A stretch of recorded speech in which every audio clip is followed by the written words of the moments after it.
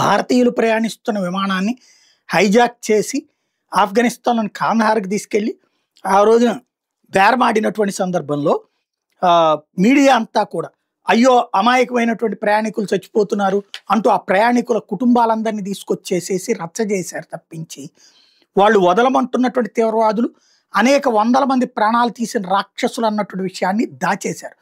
అదేమంటే ఆ రోజున ఒకప్పుడు ఏదైతే యునైటెడ్ ఫ్రంట్ అధికారంలో ఉన్నటువంటి సందర్భంలో ముఫ్తీ మహమ్మద్ సయీద్ అప్పటి హోంమంత్రి కూతుర్ని కిడ్నాప్ చేస్తే ఉగ్రవాదులు విడిచిపెట్టినప్పుడు ఎన్డీఏ అట్లా ఎందుకు చేయదంటూ ప్రశ్నిస్తూ నాటకం ఆడారు. దానికి ఆ రోజున వాజ్పేయి ప్రభుత్వం లొంగిపోయింది. ఫలితం ఇవాళ మసూద్ అజర్ లాంటి రాక్షసుడు ఆనాడు కాందహార్ విమానం అయ్యాక తర్వాతనే అక్కడికి వెళ్ళి ఆ తర్వాత భారతదేశంలో అలకల్లోలానికి కారణమయ్యాడు. అమిత్ షా ఇప్పుడు ఆనాటి విషయాలు కూడా వదిలిపెట్టట్లేదు. తాజాగా సిబిఐ అరెస్ట్ చేసినటువంటి ఒకడు 35 సంవత్సరాల నుంచి పరారీలో ఉన్నటువంటి షఫత్ అహ్మద్ షంగ్లూని అరెస్ట్ చేసింది సిబిఐ. వీడు మోస్ట్ వాంటెడ్.